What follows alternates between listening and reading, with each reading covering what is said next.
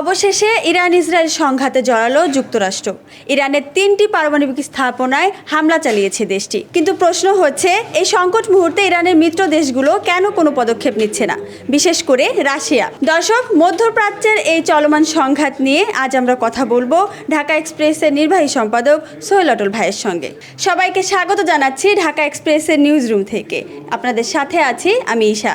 ভাইয়া, অবশেষে Israel Iran যুদ্ধে যুক্ত হয়েছে আমেরিকা। ইরানের 3টি পারমাণবিক স্থাপনায় হামলা চালিয়েছে দেশটি। অনেকেই আশা করেছিলেন এই যুদ্ধে রাশিয়া হয়তো ইরানের পক্ষ হয়ে যুদ্ধ করবে, বিশেষ করে যুক্তরাষ্ট্র যখন সরাসরি এই যুদ্ধে জড়িয়েছে। তাহলে রাশিয়া কেন কোনো পদক্ষেপ নিচ্ছে না বলে মনে করছেন? রাশিয়ার এই যুদ্ধে দৃশ্যত কোনো পদক্ষেপ না নেওয়ার পিছনে প্রধানত 3টা কারণ। প্রথম কারণ হচ্ছে যে ইরানের যে প্রতিপক্ষ ইসরায়েল কিন্তু রাশিয়ার বন্ধু রাষ্ট্র। ইসরায়েল রাশিয়ার শত্রু রাষ্ট্র না যে তার বিরুদ্ধে গিয়ে রাশিয়া পদক্ষেপ নেবে। কৌশলগত কারণেই ইসরায়েলের বিরুদ্ধে রাশিয়া যুদ্ধ করবে না।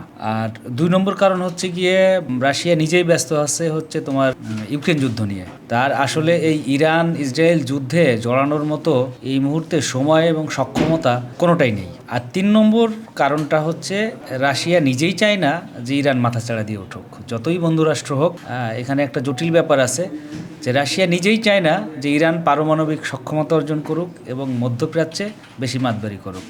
সো এই প্রধান 3টা কারণেই রাশিয়া ইরানের পাশে সরাসরি যাবে না, যুদ্ধ করবে না। শুরু থেকেই আমরা লক্ষ্য করেছি এই যুদ্ধে ইরান সম্পূর্ণ একা। কূটনৈতিক বিবৃতি বাদে কোনো মুসলিম দেশ বা কোনো মিত্র দেশই ইরানের পাশে থাকেনি। আমরা যদি পাকিস্তানের কথাই উল্লেখ করি, পাকিস্তানের সঙ্গে ইরানের সরাসরি সীমান্ত আছে।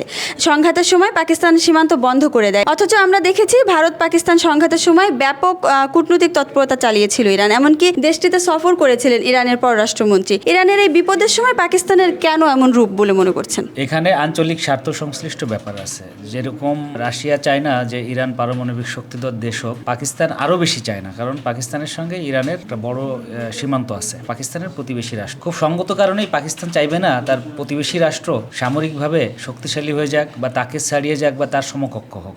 এখানে খুব সরল কারণ যে পাকিস্তান এই কারণে চাইবে না ইরান এখানে পারমাণবিক শক্তিধর হয়ে এখানে ছড়ি ঘোরাক। তাহলে তার যে আধিপত্য, পাকিস্তানের যে আধিপত্য, সেটা খর্ব হয়। এছাড়া পাকিস্তান নানান কারণে মার্কিনীদের উপর, যুক্তরাষ্ট্রের উপর নির্ভরশীল। সেটা কি কারণে?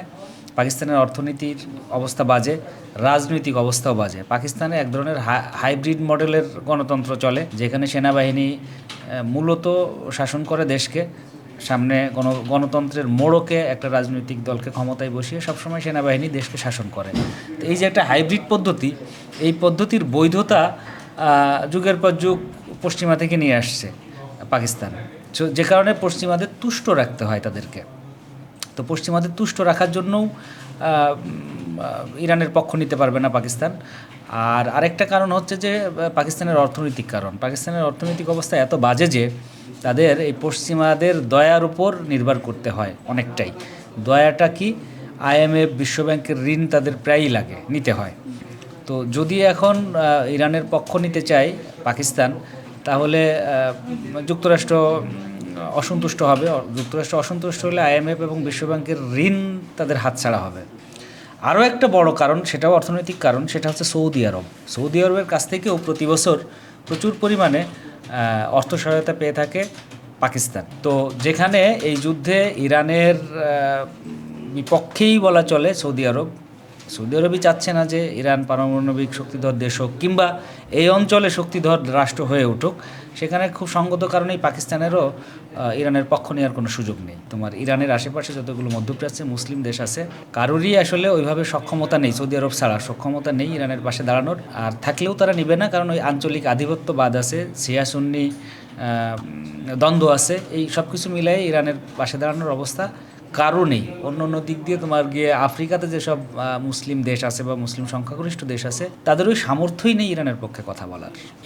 সৌদি আরব, সংযুক্ত আরব আমিরাত, জর্ডান, সিরিয়া কিংবা কাতারের সঙ্গে ইসরায়েল ও আমেরিকার একটা পারস্পরিক বোঝাপড়া আছে।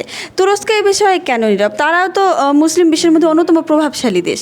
হ্যাঁ, মুসলিম বিশ্বের মধ্যে অন্যতম প্রভাবশালী দেশ তুরস্ক, এ কথা ঠিক আছে। কিন্তু তুরস্কেরও আসলে কথা বলার মতো ওই সোজা বাংলায় বলে ওই হ্যাডমটা নেই এই অর্থে বলছি যে তুরস্ক বলা হচ্ছে আর কি, আন্তর্জাতিক সম্পর্ক বিশ্লেষকদের ধারণা যে ইরানের পরে টার্গেটই হচ্ছে তুরস্ক। অর্থাৎ তুরস্কও পশ্চিমাদের তোপের মুখে আছে, ইসরায়েলের তোপের মুখে আছে। আর এটা হচ্ছে এক ধরনের ব্যাখ্যা যে তুরস্ক কোনোভাবেই এই মুহূর্তে এই ইরানের পক্ষ নিয়ে এই তোপটাকে আরও শক্তিশালী করতে চাইবে না। আর অন্যভাবে বলতে চাইলে হ্যাঁ, মুসলিম বিশ্বের প্রতিনিধিত্বকারী দেশ তুরস্ক, এটা এটা এটা আমার কাছে মনে হয় যে মানে উপরের ব্যাপার। এটা ইসরায়েলের সঙ্গে তুরস্কের সব ধরনের বাণিজ্য ব্যবসা হচ্ছে এবং সম্ভবত ইসরায়েলকে স্বীকৃতি দেয়া প্রথম দিকের মুসলিম দেশের একটা হচ্ছে তুরস্ক। সো ইসরায়েলের সাথে তুরস্কের সম্পর্ক খারাপ না, ব্যবসা বাণিজ্য সব চলছে। যে কোনো মুসলিম দেশের চেয়ে তুরস্কের সঙ্গে ইসরায়েলের ব্যবসা বাণিজ্য সবচেয়ে বেশি চলে, অর্থাৎ তাদের দুই দেশের সম্পর্ক ভালো। তো এখানে কোনো কারণ নেই যে তুরস্ক ইসরায়েলের বিরুদ্ধে যে যুদ্ধে নামবে। এক, দুই হচ্ছে যে ইসরায়েলও চায় না যে ইরান এই এই ইসে মধ্যপ্রাচ্যে শক্তিশালী রাষ্ট্র হিসেবে আবির্ভূত হোক, তাদের পারমাণবিক শক্তিধর রাষ্ট্র হয়ে যাক। অন্য অন্য দেশের মতোই, সৌদি আরবের মতো, পাকিস্তানের মতো কিংবা রাশিয়ার মতো তুরস্কও চায় না যে ইরান এখানে শক্তিশালী রাষ্ট্র হিসেবে আবির্ভূত হোক। তো তাদেরও এটার ইরানের পক্ষে যে কথা বলার বা যুদ্ধ করার কোনো সুযোগই নেই, বিন্দুমাত্র সুযোগ নেই। ইরানের কাছে কি পারমাণবিক বোমা আছে?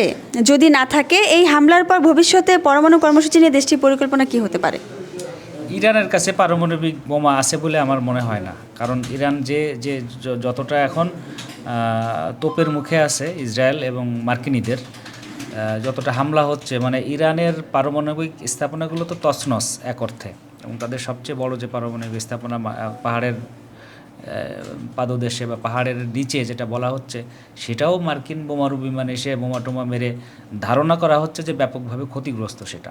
আর এছাড়া অন্যান্য সামরিক স্থাপনা, সামরিক কমান্ডারদের যেভাবে একটার পর একটা হত্যা করলো, এবং আন্তর্জাতিক মিডিয়ার মাধ্যমে আমরা খবর পাচ্ছি যে ইরানের আকাশ মূলত ইসরায়েলের দখলে, অর্থাৎ ইচ্ছামতো ইসরায়েলের বিমান, ড্রোন ইচ্ছামতো ইরানের আকাশ দিয়ে উঠতেছে, কোনো ডিস্টার্ব করতে পারতেছে না ইরান, এবং রীতিমতো তাদের একেবারে রীতিমতো যত ধরনের ক্ষতি করা যায় ইরানের, সব ধরনের ক্ষতি ইসরায়েলি হামলায় হচ্ছে ইরানের।